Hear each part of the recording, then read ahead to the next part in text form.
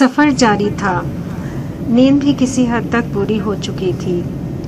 کھڑکی سے دیکھا صاف ستھری زمین، افق کے اس پار دھند، کبھی کبھی پانی کا عکس، اس پر تیرتی کشتیاں، بادل، کبھی نیلا آسمان، چھوٹے مکان، سڑکیں، اس پر چلتی اس سے بھی چھوٹی کاریں، بالکل کھلونے معلوم ہوتے تھے۔ موٹر وے کی پتلی لکیر، سورج کی آنکھ مچولی، کتنے ہی مناظر لمحہ لمحہ بدل رہے تھے۔ ایک عظیم الشان مصور کی بنائی خوبصورت لینڈسکیپ، ترتیب دیے گئے رنگوں کی دل فریب اور شاہکار تصویریں۔ جی چاہتا تھا ایک ایک لمحے کو تصویر میں قید کر لوں، دل سے بار بار اللہ اکبر، سبحان اللہ، کیا بات ہے جیسے کلمات مسلسل ادا ہو رہے تھے۔ جو پاکستان سے فاصلہ بڑھ رہا تھا، عجیب و غریب کیفیت طاری ہوتی جاتی تھی۔ خیالات اور یادیں پیچھا کرتی ساتھ ساتھ محو سفر تھیں۔ یہ وہ قیمتی سامان تھا جو بڑھتا ہی جا رہا تھا، جس پر کوئی پابندی نہیں تھی۔ یادیں کلو بلکہ تھوک کے حساب سے دل و دماغ پر تیز بارش کی طرح برس رہی تھیں۔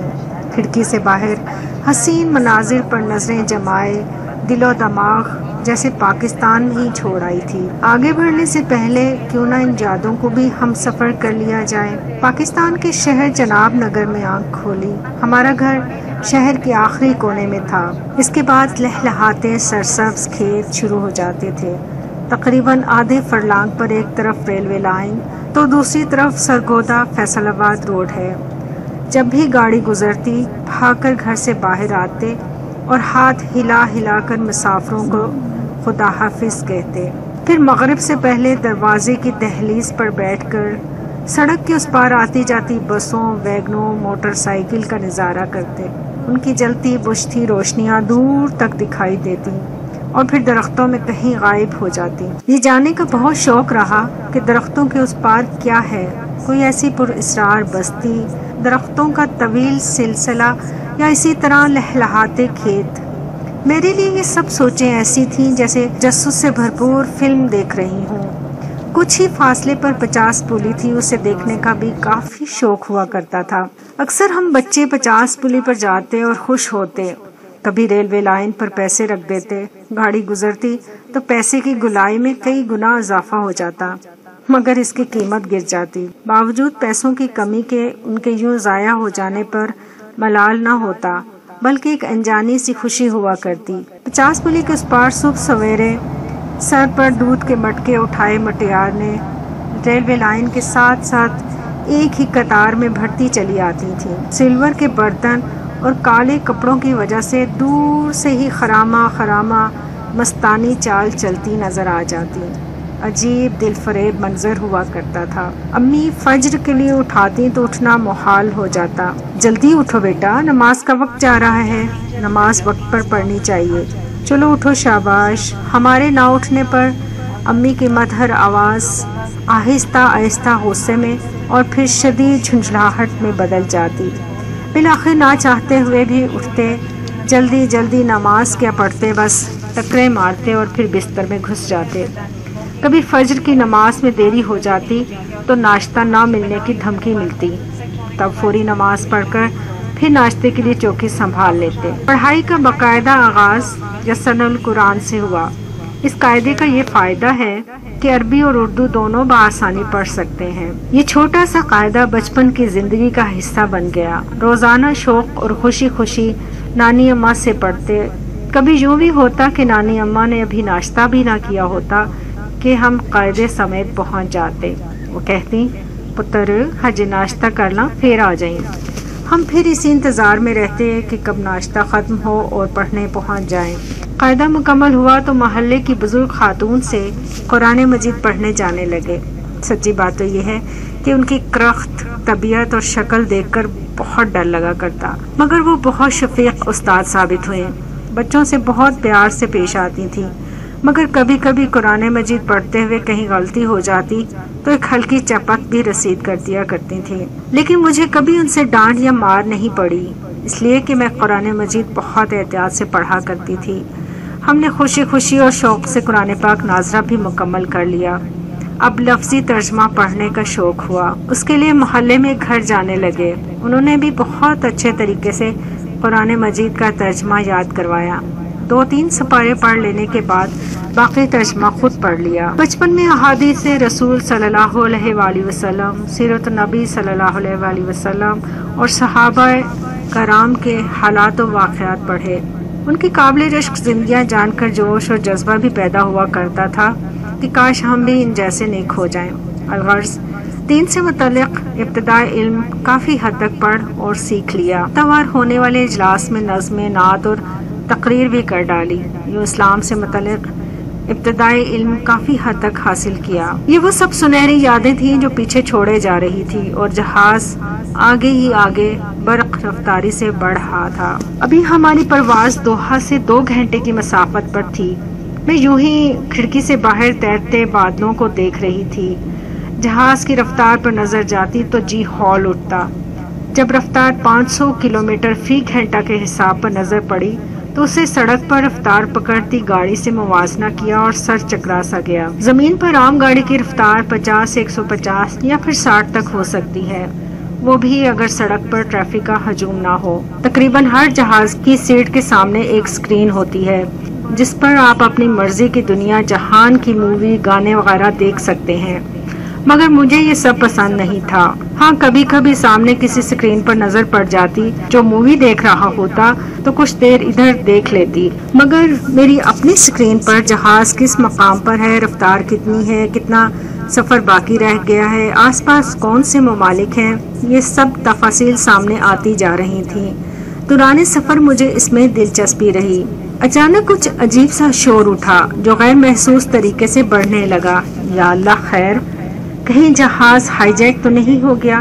اتنی خاموشی کے بعد اچانک ایسا شور! فوری طور پر وہ تمام اخباری خبریں، انگریزی اردو فلموں کے ہائی جیک کے سین دماغ کی اسکرین پر روشن ہوتے چلے گئے۔ اتنی دعائیں یاد تھی دہرانے لگی۔ قریبی عزیزوں اور رشتہ داروں کا کیا رد عمل ہوگا وہ بھی تصور میں قائم ہونا شروع ہو گیا۔ کوئی ایسی خاص قیمتی چیز بھی نہیں چھوڑے جا رہے تھے کہ یاد کر کے کوئی آنسو بہاتا۔ میرا قیمتی لیپ ٹاپ اور اس میں 100 سے زائد کتابیں PDF میں محفوظ تھیں۔ ہائے، ان کا کیا بنے گا؟ پڑھے بنا ہی جہاز برد، حسرت ان غنچوں پہ ہے جو بن کھلے مرجھا گئے۔ یہ ضائع ہو گئے تو ساری محنت اکارت جائے گی۔ طیارہ ہائی جیک کے بعد عموماً حادثے کا شکار ہی دیکھا تھا۔ اب وقت آ گیا تھا کہ گناہوں کی معافی مانگ لی جائے، اور اگر کسی کو کچھ برا بھلا کہا اس سے بھی معذرت کر لی جائے، مگر ہزار سوچنے کے بعد کچھ ایسا ظلم و ستم اور زیادتی کا کیس سامنے نہ آیا۔ اب ہمیں کیا پتا ہم نے کس سے کب اور کیسے برا سلوک کیا؟ اپنی طرف سے تو یہی کوشش ہوتی تھی کہ حسن سلوک سے ہی پیش آیا جائے۔ ابھی یہ سب سوچ ہی رہے تھے کہ جہاز کا عملہ جو مرد اور خواتین پر مشتمل تھا ہم سے اگلی نشست پر آ کے رک گیا۔ لو جی، جہاز اغوا کرنے والا اس قدر ہمارے قریب تھا اور ہم اس سے قطعی طور پر لا علم، اس لا علمی پر کون نہ مر جائے۔ اے خدا، دل میں خوف سا بیٹھا جا رہا تھا۔ جہاز کی اوپر جاتی پرواز کے ساتھ دل بھی اوپر جاتا، اور پھر جہاز جب نیچے آتا تو یوں محسوس ہوتا کہ دل نکل کر نیچے جا رہا ہے۔ بڑی مشکل سے قابو آ رہا تھا۔ ایسے میں ان حالات کا سامنا، دل تو بالکل ہی مغرب میں ڈوبتے ہوئے سورج کی مانند ہوا جا رہا تھا۔ پھر تھوڑی ہمت کی اور اگلی نشست پر جاری گفت و شنید پر کان دھرے۔ ایئر ہوسٹس اور مردانہ عملہ پہلے تو بے چینی سے چکر کاٹتا رہا، پھر ایک ایئر ہوسٹس اسی مسافر کے سامنے جھکی اور پھر وہیں بیٹھ گئی۔ تو آپ نے باتھ روم میں سگریٹ پی ہے؟ ایئر ہوسٹس کے سوال پر پہلے تو وہ ایسے انجان بنا کہ جیسے اسے کچھ سمجھ ہی نہیں آئی۔ اتنے قریب ایک حسینہ کو دیکھ کر اس کے اوسان پہلے سے ہی خطا ہو چکے تھے۔ اوئے پوچھتی پئی سگریٹ تے نہیں پیتی؟ دوسرے پاکستانی بھائی نے انگلش کا انتہائی آسان پنجابی میں ترجمہ کیا۔ وہ ابھی بھی ایک ٹک ایئر ہوسٹس کو دیکھے جا رہا تھا۔ ایئر ہوسٹس نے پھر دہرایا، کیا تم نے سگریٹ پی ہے؟ تم جانتے ہو یہ کتنا خطرناک ہے اور تم نے کتنی زندگیوں کو خطرے میں ڈال دیا ہے۔ Me cigarette? No no, me not cigarette. تم سچ بولو، ہم نے خود دیکھا ہے کہ تم نے اندر سگریٹ پی ہے۔ اب کہ اس کے دانت باہر آ گئے اور وہ ڈھیٹ بن کر مسکرانے لگا۔ دوسرا بولا، او یار من جا کچھ نہیں کہندے، بس سوری آنکھ دے. Yes sorry, okay sorry, all right, مگر اب ایسا مت کرنا ورنہ ہم تمہیں پولیس کے حوالے کر دیں گے اور جرمانہ بھی الگ سے ہوگا. اوکے. پاکستانی مسافر نے لاپرواہی سے جواب دیا. مسافروں میں تشویش کی لہر دوڑ گئی. اوے تو بڑا ہی چولا والا کام کیتا ہی, تھوڑا صبر نہیں سی ہو سکتا. پاگل دا پتر, ساڑی زندگی نال بھی کھلواڑ کرن لگا سی. ایک تو نے خالص دیسی گالیوں سے بھی نوازا جس کا یہاں ذکر ضروری نہیں. مجھے یہ سب دیکھ کر کچھ شرمندگی کا احساس ہوا. میں نے کہیں پڑھا تھا کہ پہلے عموماً جہاز میں سگریٹ پینا منع نہیں تھا, مگر عین ممکن ہے کچھ ایسے حادثات ہوئے ہوں جس کی وجہ سے سختی سے پابندی لگا دی گئی ہو. جگہ جگہ وارننگ درج تھی, واش روم میں بھی بطور خاص ہدایات درج تھیں. وہاں ذرا سے دھوئیں سے الارم بھی بج اٹھتا تھا. اس لیے کتنی ہی احتیاط کی جائے اس بات کو چھپانا ممکن نہیں تھا کہ منع کرنے کے باوجود آپ نے سگریٹ نوشی کی ہے. اس لیے قوانین کی پابندی کرنا فرض ہے. جہاز کا غیر ملکی عملہ, اس پر ایک پاکستانی کی ایسی لاپرواہی. ہم جب پاکستان سے باہر جاتے ہیں تو ایک طرح سے پاکستان کی نمائندگی کر رہے ہوتے ہیں. ہم پاکستانی سفیر ہوتے ہیں. ہمیں اس بات کا احساس ہونا چاہیے کہ ہمارے ہر عمل سے پاکستان کا نام سربلند ہو. ایسے کام نہ کریں کہ پاکستان کی بدنامی ہو. نہ جانے ہم یہ بات کیوں نہیں سمجھتے. پاکستانیوں کی ایئر ہوسٹس سے چھیڑ چھاڑ, زبانی جملوں کا تبادلہ, ہاتھ پر ہاتھ مار کر ہنسنا اتنا برا اور عجیب محسوس ہوتا ہے. ان لوگوں کو بھی کس قدر کوفت ہوتی ہوگی. میں نے سوچ لیا تھا کہ میں جہاز سے اتری تو ان سب سے اپنے پاکستانیوں کے اس رویے پر معافی مانگوں گی. میرے لیے ایک محب وطن پاکستانی کی حیثیت سے یہ سب باتیں شرمندگی کا ہی باعث نہیں تھا بلکہ ناقابل برداشت تھیں.